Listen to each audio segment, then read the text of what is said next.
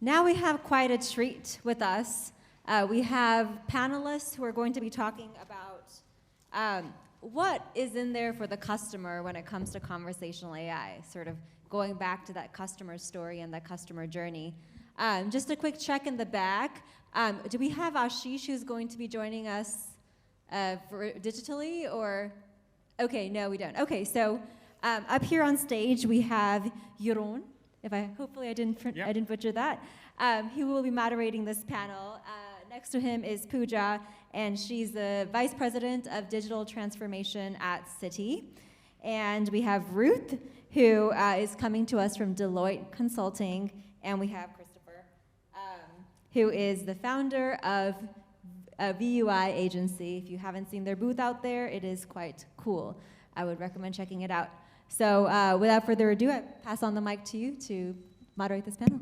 Yes, thank you very much. And welcome everyone. And over the last 2 days, we saw a lot of great panels and presentations, of course, already. So the bar has been raised quite high for the panel, I think. But in general, I think we have some great panelists with tons of experience in conversational AI. And I really hope it's going to be informative for all of you.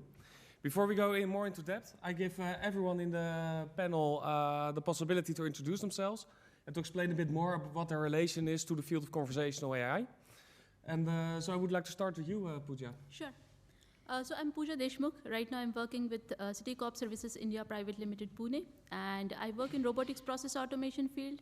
And right now with conversational AI, we are trying to do some experiments in the automation area, like the process automation area, integrating the chatbots with the process automation. Thank you. Should I just continue? First of all, I'm loving this setup here. I feel like a football player. So that is really cool. My name is Ruth. I'm working at Deloitte Consultancy as a manager for conversational AI and also intelligent automation. So it's a bit of robotics in there. Have been doing so since July last year. Before that, I was actually working 10 years in the utility business. So in case you have met the E.ON guys yesterday, I was also working at E.ON. 4.5 years of global strategy for conversational AI. So I would say over the past years, I've been building, well, I lost count at some point, but it must be over 30 chat and voice bots. So really excited to be here, actually. Cool, then I'll wrap it up. I like your comment about it really feels like a football player. It's like a big press conference. My name is Christoph. I'm one of the founders of VUI Agency. We often also call it VUI, because internally we refer to ourselves as the VUIs. And I'm really looking forward to this panel because the title is actually, I mean, we could put it as we could carry it as a flag on what we do, put the customer at the center of your attention. That's what I talked about yesterday in my talk about charismatic AI, and I'm so happy to discuss this in more depth here in this panel. Yeah, and thanks for being here. And let's not forget myself. So I'm Jeroen Das. I'm product owner at ABN AMRO Bank on conversational AI. And doing this for a couple of years already, so over 5 years. And besides being the moderator, I also hope to contribute a bit to the contents of your discussions. So hopefully I'm not too interrupting. But before we go there, some people already gave presentations. Some panelists already gave presentations. One of those was of Christophe, was of you. You had yesterday a very interesting talk about charismatic AI. And for the ones who missed it, can you explain a bit more about why is this so valuable for customers? Yeah, so basically the main question I asked yesterday was, when we talk about customer service, why do you actually do it, as a company? And it's because your customers is everything you have. They're responsible to pay your bills, to pay for your employees, and to pay for your salary, right? So it's completely in your best interest to provide them with the best service possible. And what I like us to change a little bit of our way of thinking when we talk about customer service automation. Yes, if it's done well, it will reduce your costs, but that's just one side of the equation. The other side is the experience side that will actually help you to increase your revenues. And if you provide really good customer service, you will have a massively positive bottom line. And that's actually what we basically promote with charismatic AI, trying to generate a extraordinary customer service experience. Hey, and do you have an example of this? What is, in your experience, a great customer service experience? So I think we have, we have worked a lot in the DACH region with different companies, and I do believe we were quite successful in making our customers successful. So, for example, in the past year, the Deutsche Telekom is one of our customers, and for example, their service assistant was voted, I think, for the fourth time in a row, the best digital assistant in the telecommunications industry. And last year, they also made it to the very top in terms of the best overall digital assistant in the German market. And actually, we also worked with the second best telecommunication assistant in the German market, which was by Telefonica. So I think what distinguishes these companies is that they have a really clear vision of customer service is a privilege. We love to do it, and we want to do our very best to make this experience extremely good. And I think if you have that foundation, it's going to come. So the foundation is in the mindset of your own people, basically. Exactly. And then and then of course you're willing to understand. Okay, well, what are the determinants of coming across as a very agreeable conversational partner? Mikey was talking about it before. What are the determinants of a good conversation, right? And to bring that into your design when you design a digital assistant, when you have that mindset, you're eager to do it. Mm-hmm. So yeah. Hey, and Ruth, you're in the CX field of conversational AI. Mm-hmm. What were, in your experience, what were the biggest surprises, positive surprises in terms of what you see around in the market with regards, especially to having such a great connection with your customer? Yeah.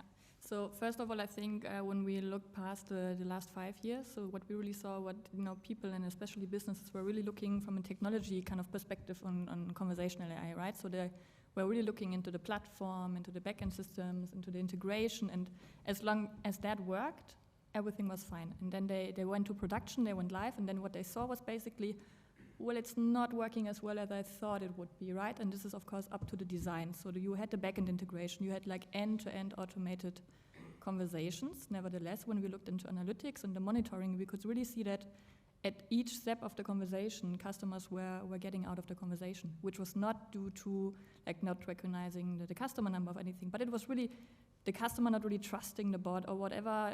They didn't really like the experience they were having, and they just kind of exited and tried to call it instead. And then, because you asked about what excited me about it is really the looking at the design and the CX overall, really coming not from technology, but really saying technology is the hygiene factor to it, right? But at the end of the day, I want to create a great experience.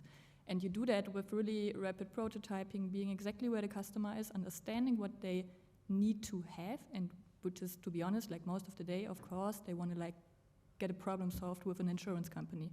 They want to, have their meter reading in the utility business get across to the energy supplier. But along the way, they want to have a great experience. And in, really focusing on design, really doing the prototyping, user testing, and really seeing if they actually enjoy what they were doing, this is how you get the, let's say, excitement point to the whole conversation, right? Yep. And we've really also seen that with the providers that are out there. So it's a lot more focus on easily building up prototyping tools, easily building up the conversational flows, and then really have it out there quickly and test it, because this is really how you create great experiences. Yeah, nice, thank you. And then Christophe, before we move towards the audience, is charismatic AI a sort of one-size-fits-all concept, or do you have to really tailor-made it for your own organization? What's your take on that? I think definitely it's a tailored approach. It's and I would be very interested to hear what Pucha, how you see this. When you think about a big bank, right? Because it's about to a big degree, right, a charismatic personality is a trustful personality. So it emanates trust, right? This must be very very important in the banking context. So Yes. I would be really interested in like how you see that, and how you would see it also like as a differentiator towards your competitors when you think about something like creating a charismatic digital assistant.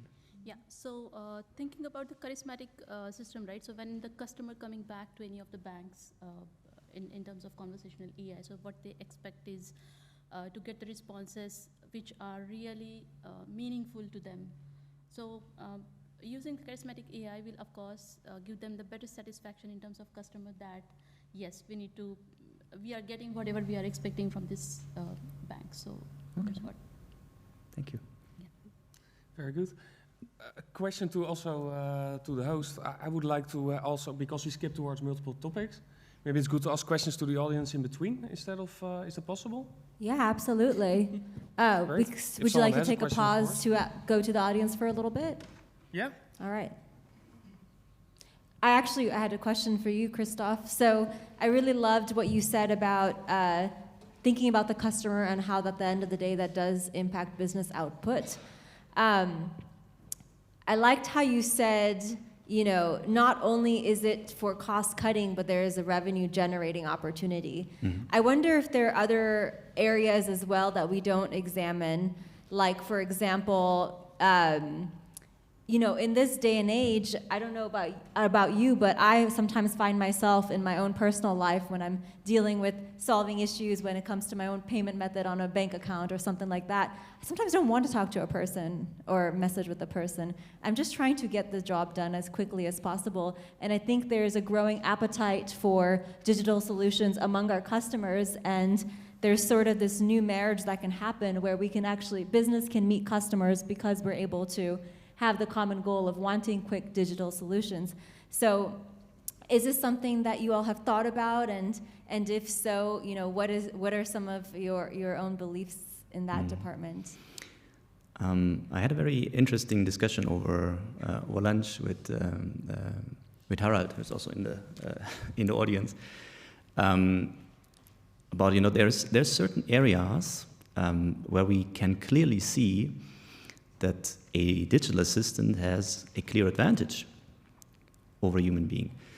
One of them being, you will find few human beings that speak all the world languages fluently immediately, right? It's not such a far stretch to get a digital assistant anymore that can do that, right? And then if you think about, tasks that require you to combine a lot of information from different backend systems in a very short time, again, human being will just be overwhelmed, right? If you if you need to combine data from different sources very quickly, you can try to produce that on a screen for a human being, but it's just going to stress them out. An artificial brain is doesn't worry about that, right? Just combines the information, extracts the right point, and gives it to you.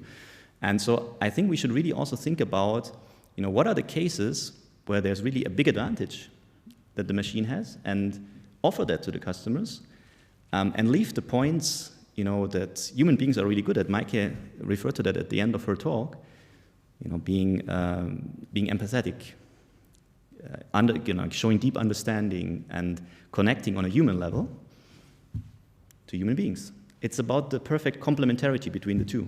I think that's one of the points I believe in. Thank you, I love that. Looks like we have a question in the middle.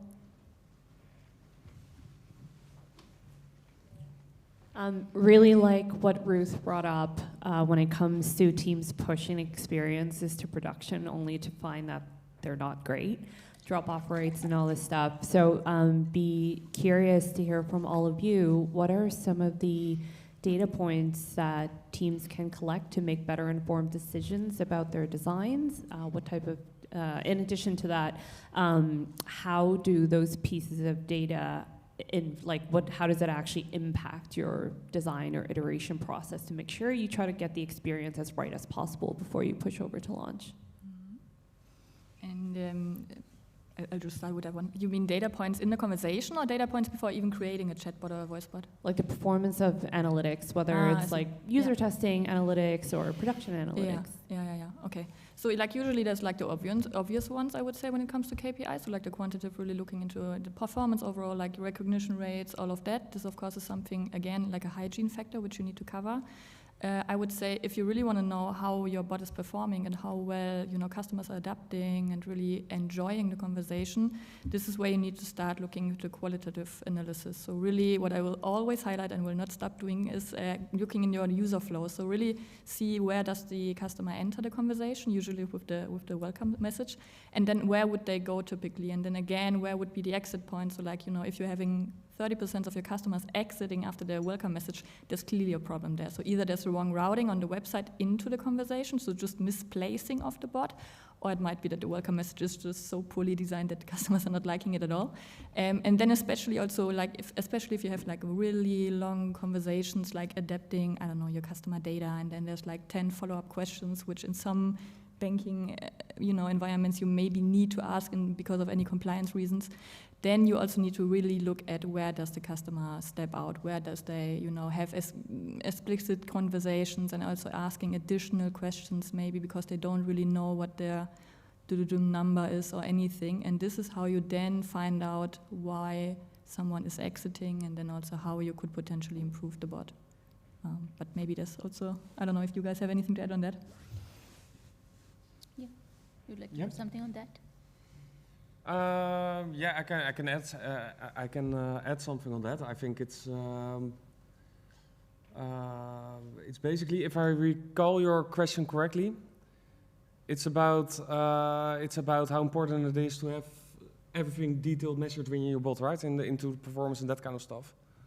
Just making data-informed decisions when it comes to creation of experiences. Yeah, I think it's really key that you have the first thing you have to implement is having a data-driven approach, right? So what you want to avoid when you're developing your bot or your voice bot or whatsoever is sort of a waterbed effect. So once you improve a specific skill of your bot, that the results don't go down in another skill of your bot. So that basically means that from a modeling perspective, you really have to make sure having all your test capabilities in place to make sure that you can do a proper testing of your entire model before you push something to production. And that's really about accuracy, but of course you also want to check in on the customer experience, right? So you not only want to know if your model performs right, you also want to know how well does this work for your customer. And not only in terms of modeling, but also the content you provide. So I think in that sense, customer journey analysis on your bot is really important. And then you can look to things like, we call it containment, but it's actually to what extent does your content and your model actually fully serve the customers right?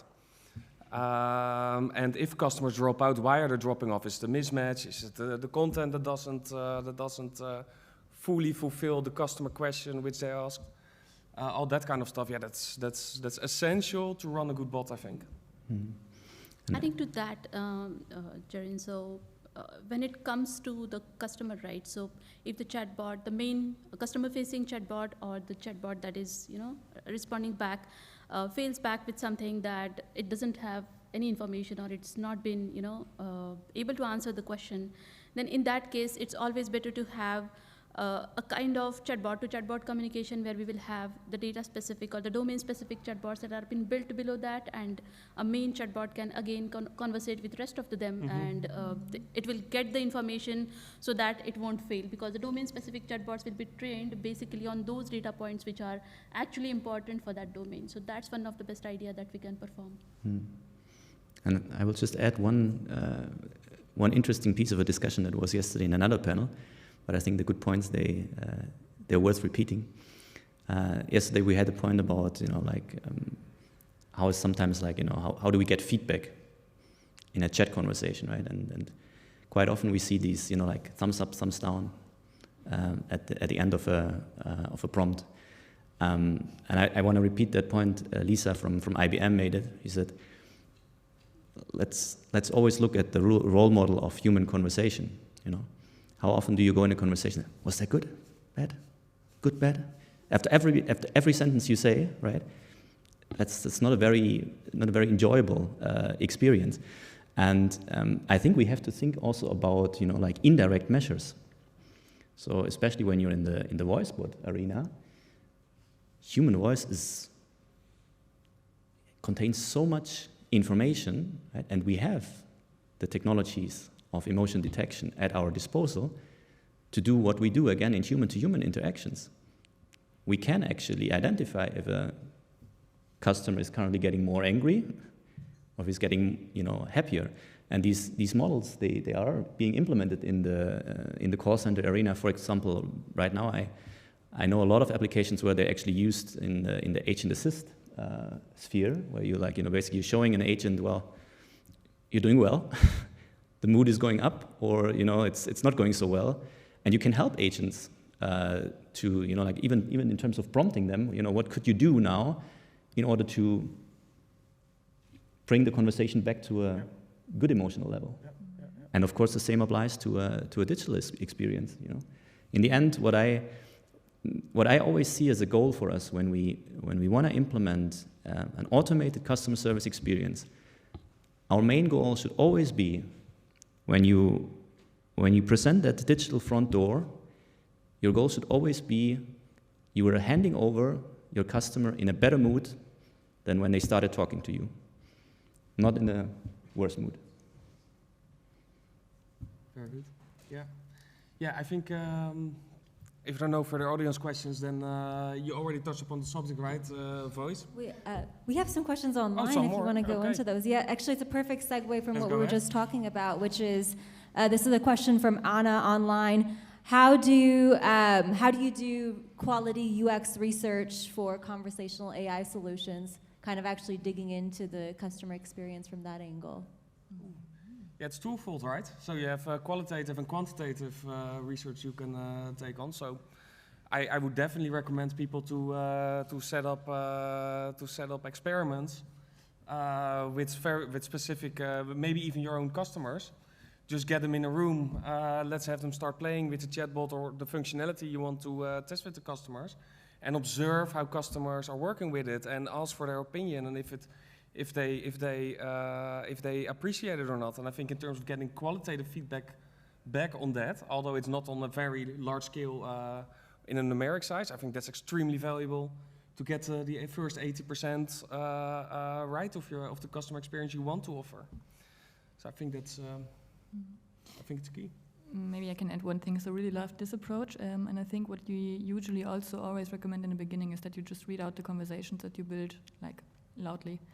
Because if you're sitting there and just writing it down, it sounds good, but then especially in the voice area, right? If you want to talk and then you expect the customer like understanding your whatever, like 7 sentences directly behind each other, and then you read it out loud, and then it just sounds like strange, and you just really think, well, an agent wouldn't really say anything like this to a customer. So once you read it out, you really feel like, okay, this is way too long. We have to like shorten it up, and this is definitely also something that I would always do up front. Just to follow up on that, and this was a question that was floating around in this audience in some of the chats that I had yesterday. How do you resource that? UX research often is a skill outside of conversation design or what a conversational AI team might have. Anything that your organization does or ideas you have on how to resource UX research and bringing that into the fold that you've seen that's been successful? I think, it was like, I don't know who in our team established that terminology, but he was talking about, full stack design, okay? I guess an analogy to, full stack development. And I think a full stack designer has to have a strong grounding in that research part as well. Because, the beginning of every design is first and foremost to understand your users very, very well, right? So it is an art to develop that design expertise, but I think it's also a joy to develop it. And I think if you don't start with it, you build yourself up to be able to do it. Because I think yeah, as I said, and as Ruth was pointing out rightly, right? You know, you need very early on to start, you know, like deeply understanding your user. So that's why I think every designer should have a solid understanding of user research. And we try to do that in our team. So we give everyone that doesn't have it yet will get a solid training in user research. Yeah. Full stack design, that sounds like a future job title, right? Maybe that's what conversation design will turn into. We have one more question from online that I'll say on behalf of Charlene. So what would be a safe strategy for a large corporation who hasn't gotten into conversational AI yet to get started? And when she means safe, you know, meaning like starting off with one point, like maybe one use case, or being a little bit mindful of resources to kind of start the conversation. What's a good point for that? Yeah, so to start with any of the conversational AI things, right, the initial should be kind of FAQ chatbot we can think of, that a simple chatbot which could answer the questions about the business that you are doing. Now just consider maybe in the case of banking, the initial questions could be what kind of details or what kind of services that a bank could offer and how they can get. So a basic FAQ could be a good start for any organization. That's what I think. Yeah, and what I like about it, oh, sorry. Yeah, go ahead. And what also an approach I also like is to have the horizontal approach, right? So not diving into one or two topics completely into depth in advance with all your bias in there. But like Asha said in the talk before, maybe in the first months it shouldn't be a problem that it has a 95% handover rate. But you start to get the questions in, you start to get the information going, and start from there focusing on the topics you want to go in depth with between your bot and your customer. And that also pursues the data-driven approach. So you see on what topics the volume comes in, so you see what the largest needs are for your customer. And if you have a bit of an agile approach, yeah, in the next 1-2 months, 1-2 weeks, you can expand your dialogues on that topic. Let me also quickly jump on that and stop me in case I'm going too long here, but this really excites me. So I think if you're really having greenfield and you haven't started with anything yet, what I would always advise big, like corporates especially, is really look at your customer service strategy in general, first of all, because a lot of companies have approached us by saying, well, I want to implement conversational AI just for the sake of implementing it, just for the sake of having, well, I'm also having like a marketing chatbot or whatever. At the end of the day, of course, we are always talking about, you know, either improving NPS or we're talking about cost reduction. And if you're just starting small, you cannot really expect any big outcomes, especially if you start with FAQ chatbots, which I would also, by the way, always advise, but you cannot really expect that big, you know, of impact at the end of the day with just FAQ-based bots. So I would always say, well, you know, what is your general customer service strategy? What do you want to do? Do you want to have like cost reduction? You want to talk about NPS improvements? Or what is your general goal? Like fully digitize your whole end-to-end journeys? Then, of course, conversational AI can be a tool to do that, because at the end of the day, conversational AI is always just a tool to pay into your ultimate goals, which whatever it may be, right? And then you would typically start with like small FAQ chatbots, just to also get a grip on the technology, and also having usually like in-house resources starting, you know, like to look and feel on how to build up conversations and all of that. You would always like aim for customer service agents, for example, who are the ones already knowing the journey of the users, and then if they are like tech-affine, you could use them to build that up. At one point, of course, if you really want to go into scaling, you need to also in-house have your capabilities, and that's where we usually step in and really, you know, recommend Center of Excellence, for example, where you really have this division of people, of designers, and then also operations and technical engineers, really, you know, also building up the backbone of the whole platform. And then, of course, also having all the different departments involved there to just making sure that also branding, marketing, and customer service, everybody is there.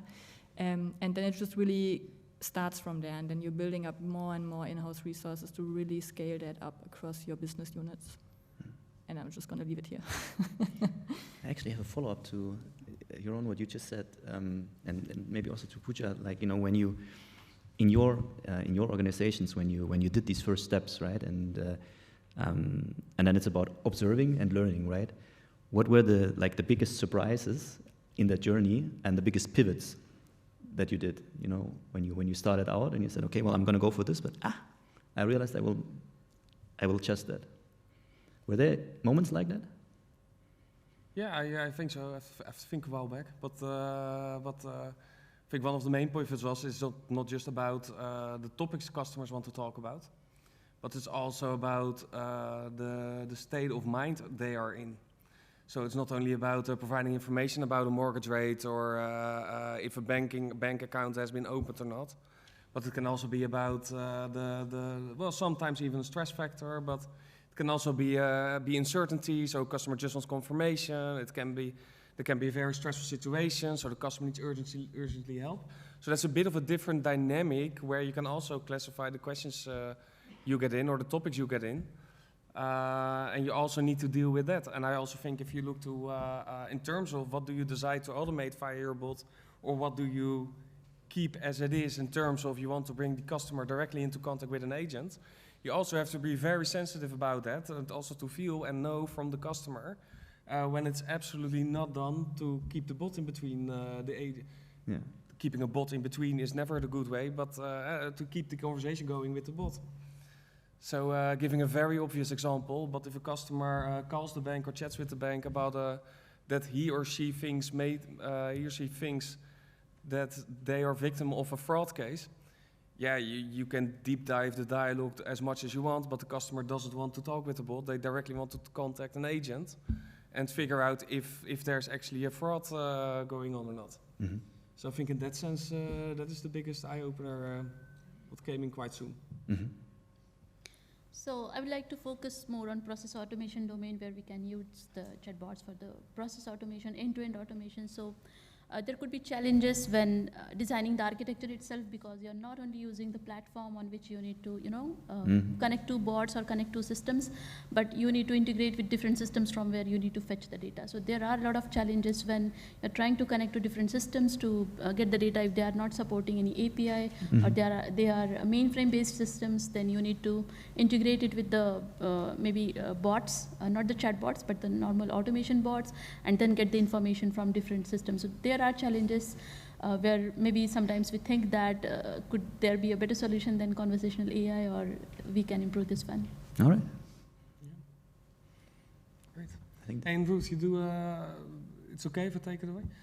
You do a lot of implementation of voice cases as well, right? Mm-hmm. You talked about in advance. What are for you the most eye openers there? Because I can imagine that for a lot of people, and for me still as well, we're quite at the start of really going into depth into that. Mm-hmm. So what is your experience in that? Mm-hmm.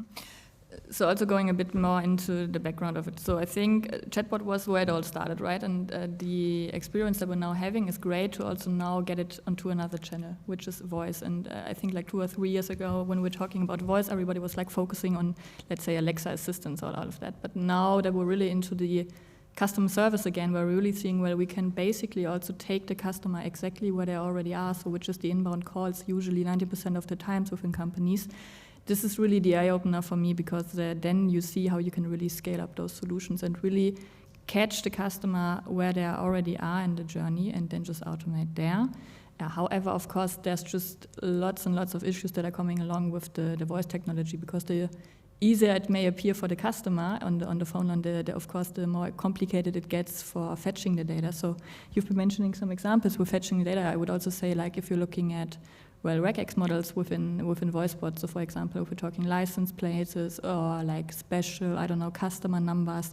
And if you just type it in the chatbot, it's easier. But of course, if you want to fetch it over the phone and there's like background noises and you don't really know the like whole, structure of the number, or if there's, like ABC in between, that's really where the complication of the whole voice started, which is obviously not an eye-opener, but it's really exciting to see how you can get the technology there, because for the customer itself, it's of course easier to just talk and don't really have to open the app or don't have to open the website and then just start the chatbot there.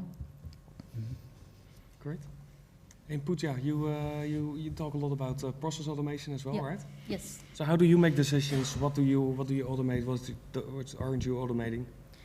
Yeah. So when we start the automation, so initially we do have some existing automation tools that anyone uses in the process automation industry, and Along with that, the recent experiment that is getting done is usage of the conversational AI in the automation domain. So what happens here is a user directly communicating. Now here comes the human to chatbot communication, where user directly asks the chatbot to perform some tasks which a chatbot can be integrated to perform with different systems in an organization. Then there is an alternate approach of chatbot to chatbot communication, where either a customer chatbot or the internal other chatbot of internal other department can be integrated with this chatbot to perform some specific tasks and get the data and share it. Maybe that's whatever the status or the details that it would like to share it with. So mostly focusing on the process automation area, where we can reduce the dependency of humans, increase the accuracy of the responses that we are getting, or integrating the systems. Yeah, it's really nice. Someone has to ask something?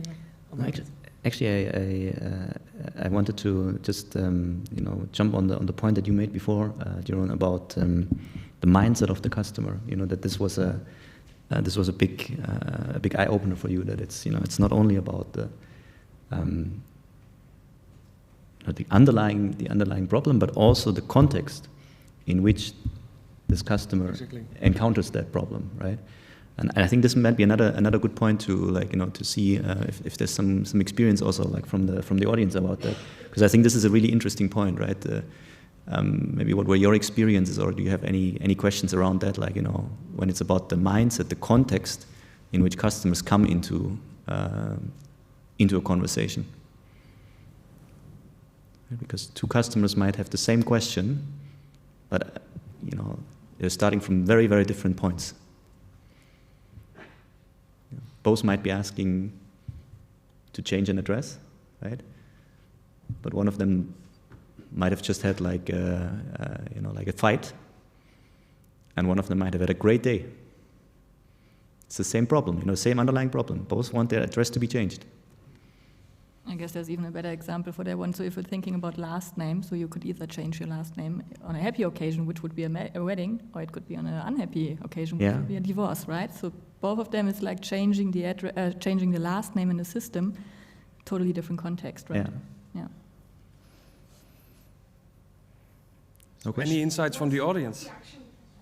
No, I was just wondering, if you also had these experiences when designing for customers, and where at which points basically it was most crucial to make the distinction between the context. I think it's when you look at. Thank you so much. I think it's in those cases that the one feasible point to look out for is if it's really a very kind of negative or very kind of burden situation, because people will usually indicate what their situation is in that case. Like if it's someone passing away, people will usually say that, whereas marriage, they usually don't say oh, I'm married now, so I want to change my name. So if it's possible to recognize that, those should go straight to handover. They shouldn't go through the bot. But what I find very interesting is that there's some situations that we, as conversation designers, cannot solve because the context is not within our influence. When COVID happened, I was working with Chamber of Commerce. Lots of entrepreneurs literally going bankrupt because their shop closed down. And we gave the right answers with the bot, but obviously that didn't solve their problem in no way. Yeah. So I think we also have to be realistic about the role of a chatbot and not take on too much. It's just a chatbot in the end. So having a quick and smooth transaction, and if we can recognize the context, go straight to handover, that's probably the way I'd go. Anything else is great if you can, but in practice it's kind of hard. Yeah. But that's my experience. I'd love to hear from other people in the audience.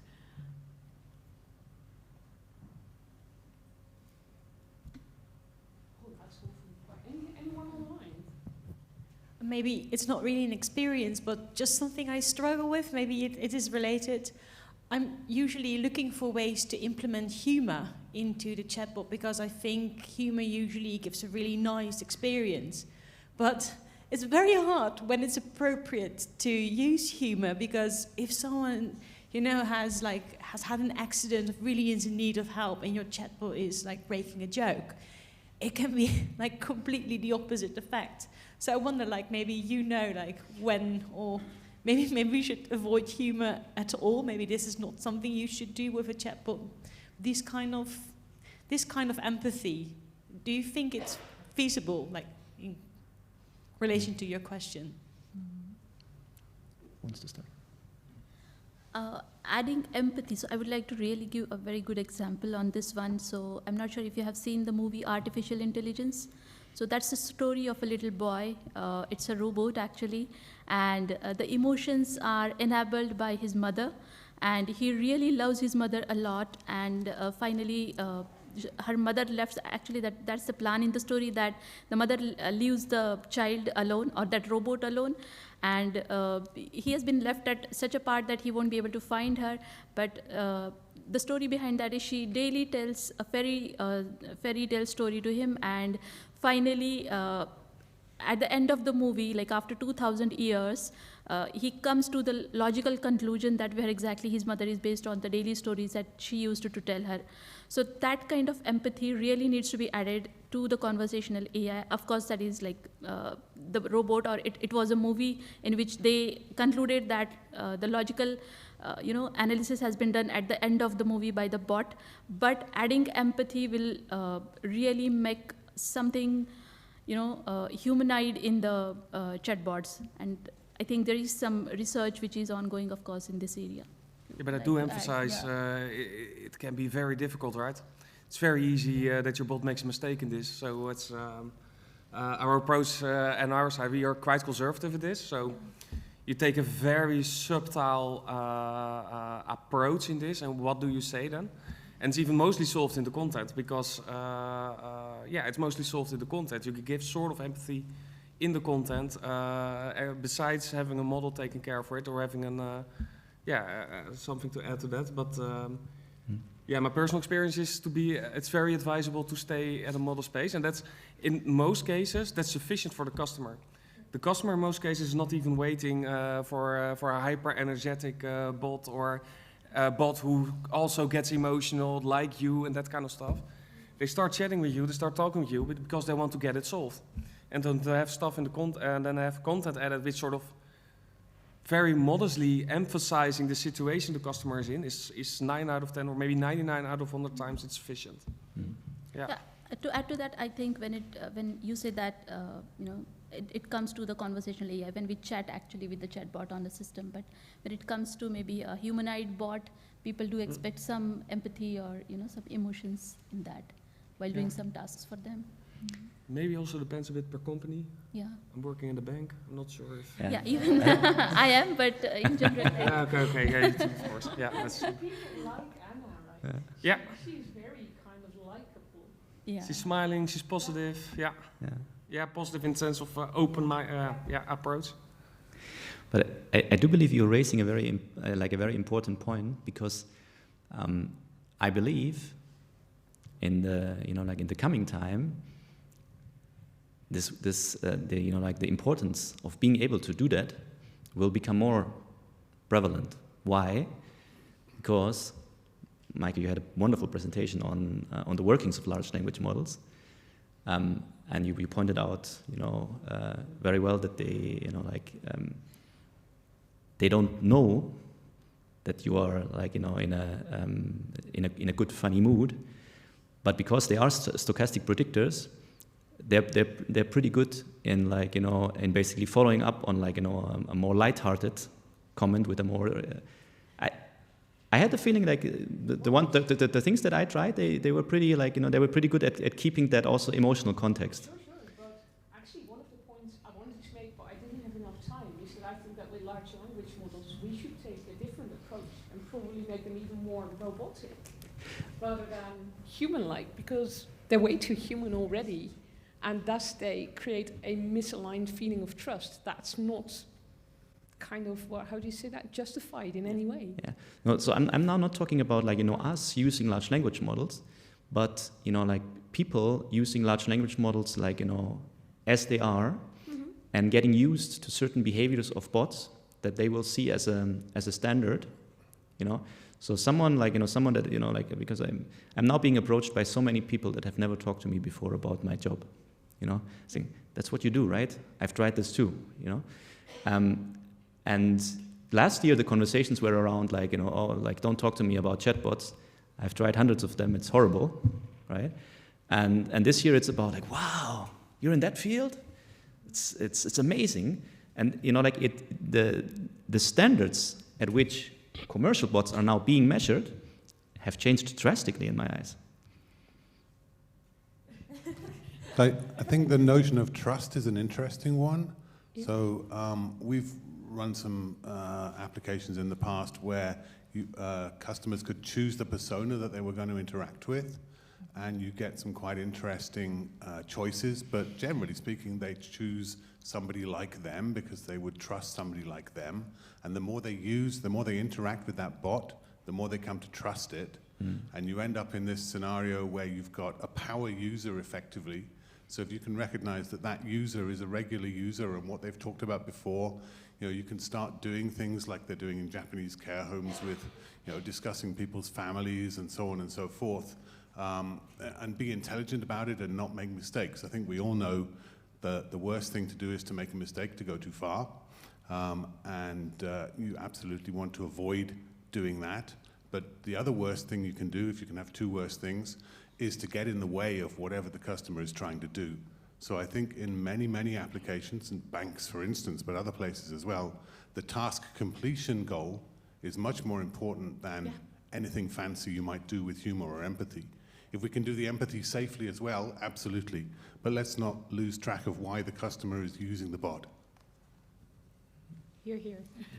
I would actually totally agree to that. I think 90% of the times whenever you would make a joke or even subtle humor, there's a 90% chance that it's inappropriate, but there's only a 10% chance that it's actually enhancing the conversation in any way. So I would typically try to avoid it. The only, I would say, situation where I would actually recommend doing so if the customer is already having a great experience. So especially at the end when you're doing this, did you like the conversation? How would you rate me out of 10, right? 1 to 10, and the customer is really scoring a nice 10. There you could subtly do some humor, right? Whatever, a nice reason and a nice sentence, and then you just step out.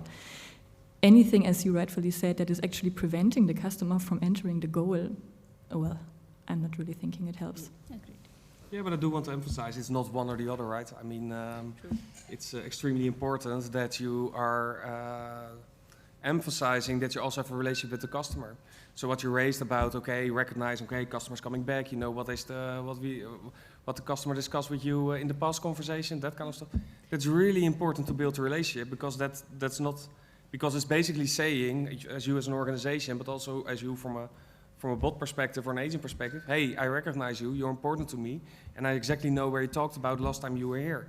So how can I help you again? So I wouldn't... No, and I guess that's probably where empathy shows in a bot, by actually understanding you and routing you to the point where you need to be. Instead of being happy or sad. Yeah, rather than talking. Yeah. So empathizing with your bot user is actually directing it to the right point and solving the problem if you can, or route them to a human as soon as possible if you can't. Because then you really show that you understand your customer. Yeah. Thanks. Still this. Yeah, sorry. We have 1 minute left, so time for a last question, maybe? Yes. Is there one question from the audience that we want to take? I have one question. I have the mic. Sorry. But it's slightly different topic, but I'm really curious on your understanding, because we heard a lot about chatbots and what's in it for customers. And I think, Ruth, you just mentioned the issues when you have to change the modality from written text to voice interfaces, and we also had this reference on WhatsApp. And I recently saw a very interesting demo where in one WhatsApp conversation, all kind of modalities like entering images with image recognition, voice messages, text messages, quick replies, all that was combined in a very, very impressive experience. So my question for each of you, what's your take on multimodality in the sense of really combining modalities to serve the customer instead of just having separate channels of contact? My brief takeaway would be is that, especially the organization where I work, which is so big, there's so many products, so many different types of content, it's essential. You can't properly process all the content, all the intents in a single model.